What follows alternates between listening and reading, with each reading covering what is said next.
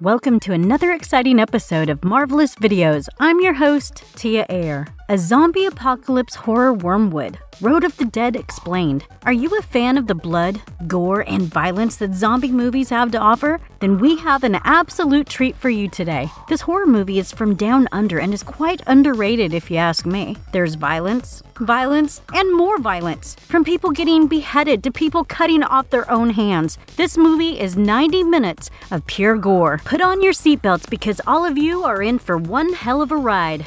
Jay Gallagher, Bianca Bradey, Burchill, Agius, Berynn Schwerdt, and Luke McKenzie star in Wyrmwood, Road of the Dead, a 2014 Australian action horror film directed by Kiah Roache-Turner and starring Jay Gallagher, Bianca Bradey, Burchill, Agius, Berynn Schwerdt, and Luke McKenzie. The plot revolves around a mechanic who is confronted by zombie hordes. It was Roache-directorial Turner's debut, and it premiered at Fantastic Fest on September 19th, 2014. We're going to jump right into the world of zombies as apocalypse hits the people on the earth, and they are turned into brain-dead, flesh-eating monsters who forget their human lives.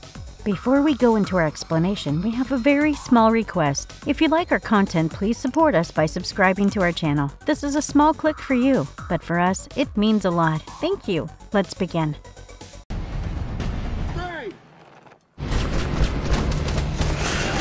A Zombie Apocalypse, Wyrmwood, Road of the Dead 2014. The movie follows mechanic Barry, his wife Annie, and their daughter Megan as they reside peacefully in the Australian outback.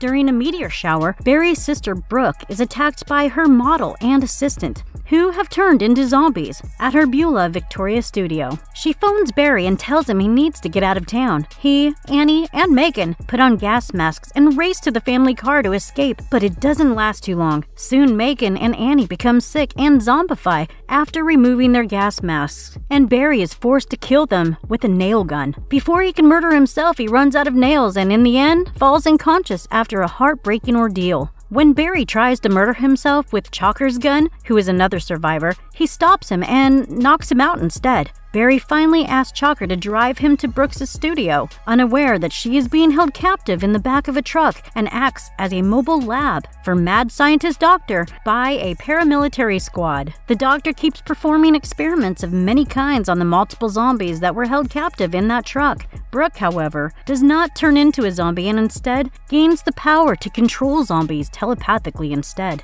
The scenes in the lab are positively terrifying, and you will probably wince when the doctor cuts off his own hand to avoid the zombie infection because one of them bit off a couple of his fingers. Chalker's truck suddenly stops working, so they continue on foot. When a survivor named Benny accidentally kills Chalker, Chalker's role in the film was originally intended to be that of Barry's sidekick. However, the actor who played left him in the middle of the production to do a play. As a result, Benny got the majority of his lines, and the character was killed off just 5 minutes after first appearing on television. Benny and Barry partner up after having to kill their sick brother, and they come across a garage operated by Frank and his assistant. All combustible liquids have become useless according to Frank. However, the crew realize that zombies' breath and blood are flammable and devise a zombie-powered engine as a result. Frank's assistant becomes sick and is used as fuel during their escape. Their escape is riddled with zombie bodies and blood, but all is not to be well. Zombies stop breathing flammable gas at night, allowing them to run quicker, according to Barry, Benny, and Frank. And as they spend the night in the truck, Frank claims what the zombies are the consequences of a meteor shower. According to the Bible, a star named Wyrmwood has fallen,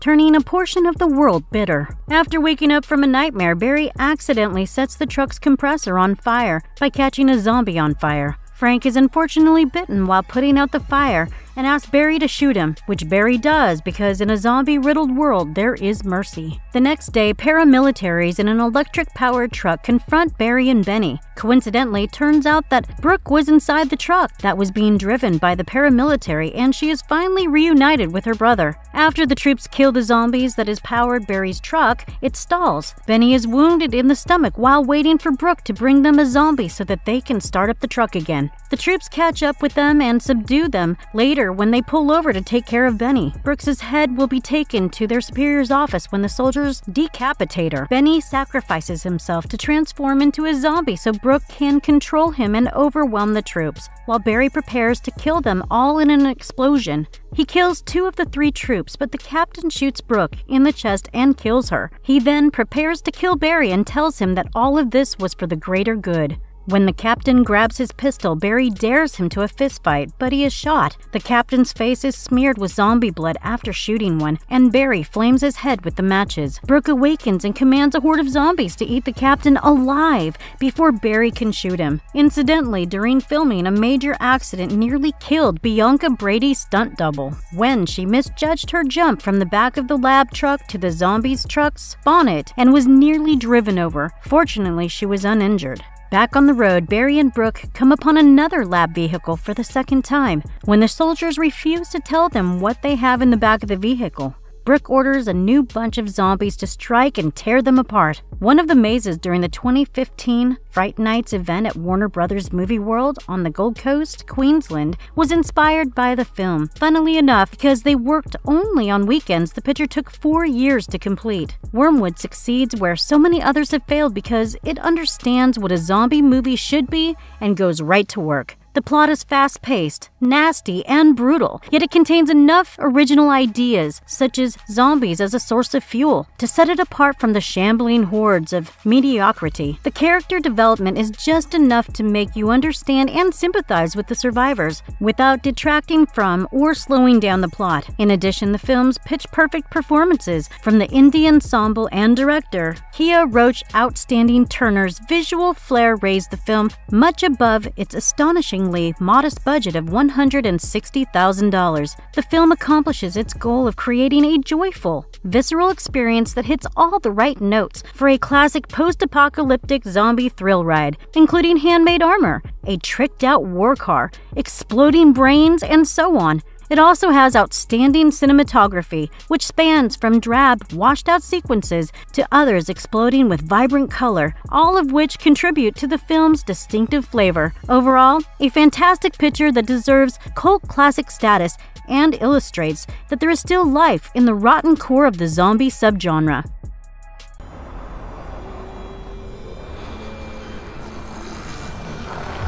Zombie virus asteroid and hybrid zombie. Brooke. After watching this movie, one of the main questions that you might have is, where did the zombies actually come from? Well, according to one of the characters in the movie named Frank, they came from a meteor shower. Asteroids fell onto the Earth, and from the very next day, the zombies showed up. Frank tells quite the story and says that this apocalyptic event was pre-written in the Bible where something terrible would come upon the Earth, causing Judgment Day. He also goes on to say that the good ones will go to heaven while the bad ones will go to hell. But people like them who are in the middle will be forced to face trial by fire, and that is exactly what this zombie plague was. The spreading of the virus and zombification happens in two ways in the movie. Firstly, the virus spreads through the gas, which was in the air, and we see that because all the people fleeing wear masks to not contract the virus. It is arguably the green gas that the zombies expel from their mouths that passes on the pathogen. The second way is a more traditional way of turning people into zombies, which is by biting people's heads off. A bite from a zombie will turn you into one. However, there is a twist. It turns out that all of the people with A negative blood group are immune from the zombie virus. Finally, we come to the hybrid zombie. The second biggest question is, how can Brooke control zombies? We watch as Brooke is captured by the paramilitary and taken away for experimentation by a mad doctor. Her blood is taken as she is constantly injected with some serum as she is kept chained and gagged. During experimentation, she realizes that if she concentrates hard enough, she can move the hands of the zombie in front of her as her vision turns red. In fact, she uses her newly acquired zombie controlling ability to kill the doctor and escape from the truck. At the end of the movie, it is Brooke and her ability to control the undead that saves the day. The zombies in the movie are gross and disgusting, which makes them the perfect on-screen zombies that we have seen in a very long time. The special effects are spectacular, especially when you take into account the low budget of the movie. Visually, the movie is brutal, and the zombies are extremely scary and give the effect that was intended.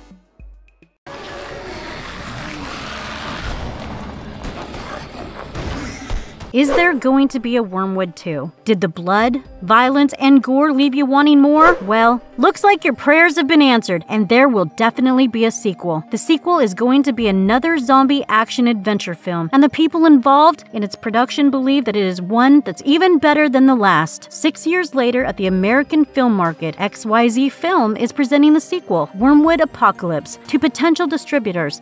In the United States, XYZ will release Wyrmwood Apocalypse on their own in 2022. Wyrmwood Apocalypse is a zombie-infested Australian wasteland thriller written by Kiah and his brother Tristan Roache-Turner. It follows Rise, a soldier who has committed his life to locating and capturing survivors for the Surgeon General in the hopes of discovering a cure. Rise joins forces with a group of superhuman survivors to prevent a young woman from being killed in a military experiment. Shante Barnes-Cowan, Bianca Bradey, Tessia Zellar, Jake Ryan, Nicholas Bosher, and Jay Gallagher star in the film. The film will get an Australia's first release, thus people in the rest of the world will have to wait for a little while as the film finally reaches the rest of us from down under. I will be keeping an eye out for this one as it hits theaters. Wyrmwood, Road of the Dead is a brutal picture. The zombies are fabulous, and the picture is high octane, and the ensembles of the characters dons armor that seems like it came straight out of the Road Warrior.